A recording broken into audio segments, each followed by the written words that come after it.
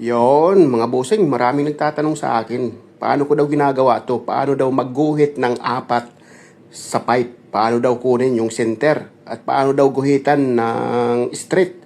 So ganito lang kabisik. Kung ganito naman kaiksi lang yung pipe nyo, mga idolo, na kaya namang itayo, mag-layout na lang tayo sa plate o ganyan, no? Diba nag-layout ako dyan, oh.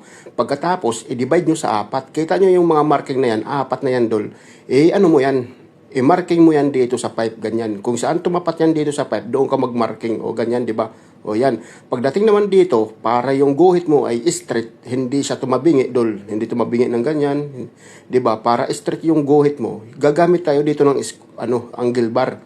Ito yung angle bar natin. Yung gilid ng angle bar, i-align mo dyan sa marking mo sa pipe, mga idolo. Pagkatapos, dito sa ibabaw ng angle bar, i-align mo siya doon sa gilid ng pipe. Dapat naka-align siya ng maayos bago ka magguhit para yung guhit natin sa pipe ay tuwid na tuwid, diretso, mga idolo, di ba?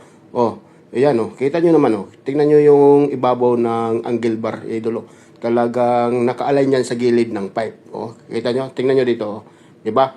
I-align mo doon sa gilid ng pipe para yung guhit mo sa pipe tuwid na tuwid, hindi baliko. Di ba?